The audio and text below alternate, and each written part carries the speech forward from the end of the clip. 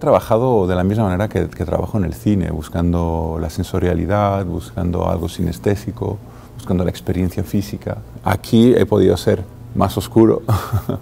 Cuando digo más oscuro me refiero más ambiguo, más polisémico, más esotérico, más lírico. Yo creo que como artista soy muy escultor, y cuando digo escultor no me refiero a algo verdaderamente una materia física, sino con el propio sonido, con la propia imagen, ¿no?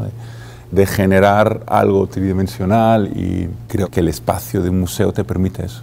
Yo ahora mismo tampoco sé qué es Who, Bailad como si nadie os viera, y tampoco sé si el nombre de la pieza se ajusta con lo que al final la pieza debe evocar. El trance, el baile, hasta la extenuación, hasta los límites, hasta ese punto en el que uno se pierde, en el que uno se funde, en el que ya no es uno el que baila, sino que es la totalidad la que te baila. El sonido electrónico tiene una abstracción, es decir, el no saber de dónde surge, ¿no? No surge ni del cuerpo humano, no surge de ningún instrumento de madera, de viento, ¿no? Hay una abstracción que yo creo que permite, pues eso, que podamos trabajar la pieza en un nivel mucho más de extrañamiento, de misterio, de trascendencia.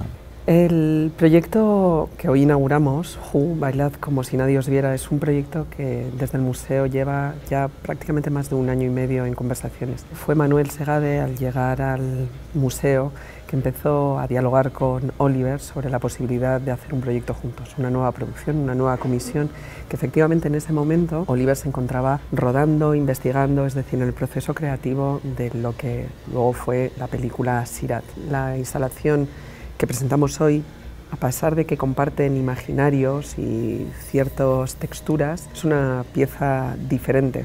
O sea, está conectada, pero es singular y tiene una autonomía propia. Who es un fonema que hace alusión en árabe al sonido primigenio, es decir, al hálito divino, a lo que sería la primera manifestación sonora antes de toda existencia de todo el lenguaje, ¿no? Sobre todo lo que es propio de este proyecto es que está muy conectado, ¿no? Precisamente con el trabajar con la imagen en movimiento, con el lenguaje del cine, pero trasladado a lo que es un espacio expositivo y trasladado también a lo que es un ecosistema de un museo, ¿no? Oliver en todas sus películas nos habla de temas recurrentes, ¿no? Desde el cine como proceso, las comunidades cobrando forma, el cine como esa práctica colectiva comunitaria, pero también la vinculación entre naturaleza y misticismo, el retorno de la religiosidad como en formas místicas, panteísticas, la relación entre prácticas contemporáneas como el techno y formas de religiosidad antiguas. Y entonces Oliver ha